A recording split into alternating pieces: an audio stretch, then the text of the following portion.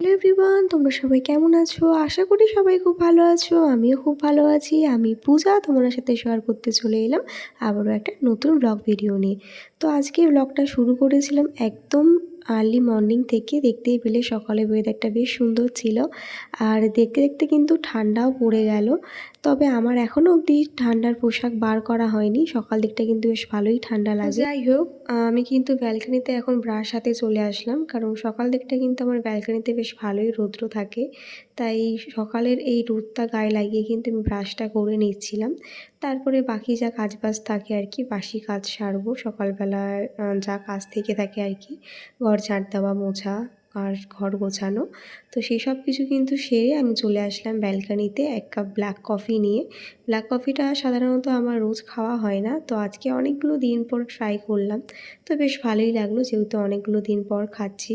তোমার সাথে কিন্তু অনেকগুলো দিন পর আমি আজকে একটা ডেইলি ব্লগ শেয়ার করছি।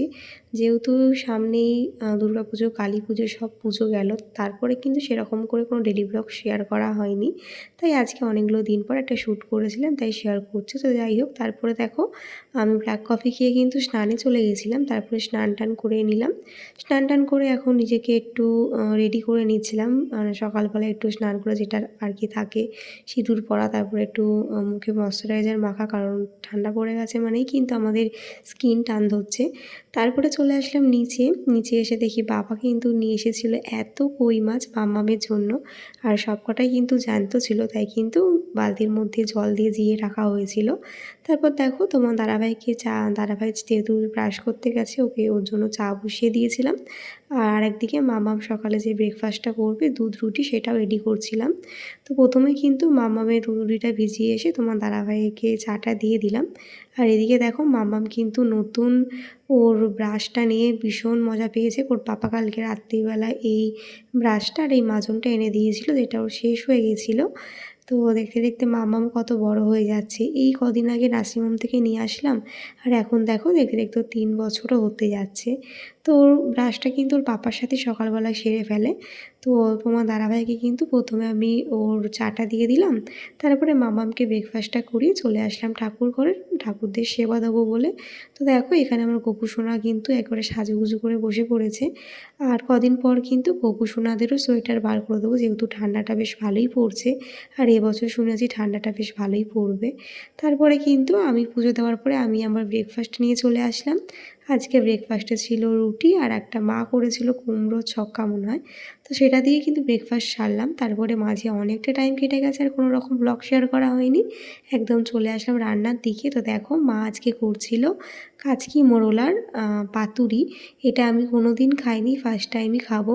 তো শুনেছি নাকি খেতে খুব টেস্টফুল হয়, তো জানি না, এটা আমার শাশুড়ি মায়ের রেসিপি। তো দেখো মা এটা সব কিছু মাখিয়ে কিন্তু কলা পাতার মধ্যে দিয়ে মুড়ে নিচ্ছে। তারপরে যেরকম পাতুরি করে, তাওয়াতে একটু তেল দিয়ে সেটাকে ভাজা ভাজা মতন হবে। তো সেটাই কিন্তু মা এখন বসিয়ে দেবে। অনেকে কিন্তু এটা ভাপিয়েও নেয়, তবে আমাদের পাতুরিটা ভেজেই নেয়। তো দেখো এখানে কিন্তু পাতুরিটা বসিয়ে দিয়েছিল। তারপরে আর সেরকম ব্লগ শ্যুট করা হয়নি। মাম্মামকে ওর লাঞ্চটা করানোর পরে আমিও লাঞ্চ নিয়ে বসে পড়লাম। তো আজকে আমার লাঞ্চে ছিল হচ্ছে লোটে মাছ, চুনো মাছের পাতুরি, আর ছিল মূলো শাক ভাজা, আর সাথে ছিল ডাল। সেটা দিয়ে কিন্তু আমি আমার দুপুরের লাঞ্চটা কমপ্লিট করলাম। আর তারপরে কিন্তু দুপুরবেলা মাম্মাম আর আমি মিলে একটা লম্বা ঘুম দিয়েছিলাম। তারপরে কিন্তু সন্ধেবেলা প্রতিদিনকার মতো মামামকে নিয়ে একটু পড়াতে বসিয়েছিলাম। তো চলো তোমাদের সাথেও শেয়ার করি আমার মামাম কী কী শিখলো। কি পিজন মানে বলো? কোনটা ভিঞ্জাল কই? ভিঞ্জাল, ভিঞ্জাল কই? ভিঞ্জাল দেখাও।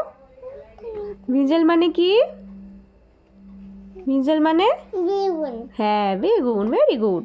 আচ্ছা পটেটো কই? পটেটো, পটেটো দেখাও। পটেটো মানে কি? পটেটো মানে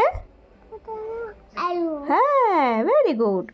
আচ্ছা ক্যাবেজ কই? ক্যাবেজ, ক্যাবেজ দেখাও। ক্যাবেজ মানে কি? বাঁধাকপি। দেখতেই তো পেলে আমার মাম্মাম কিন্তু এখন অনেক কিছু শিখে গেছে, যদিও সবটা ক্যামেরাবন্দি করা যায় না। যাই হোক, ওকে পড়ানোর পরে কিন্তু আমি চলে এসেছিলাম রান্নাঘরে আমার ডিনারটা রেডি করতে। আর আজকে রাতে আমি খাবো ওটসের চিলা। তো চলো আজকে এই ভিডিওটা আমি এখানে এন্ড করলাম। তোমাদের কেমন লাগলো অবশ্যই জানো, ভালো লাগলে কিন্তু লাইক কমেন্ট করতে কেউ ভুলো না। তাহলে চলো আজকের মতন টাটা, দেখা হচ্ছে নেক্সট ভিডিওতে, বাই।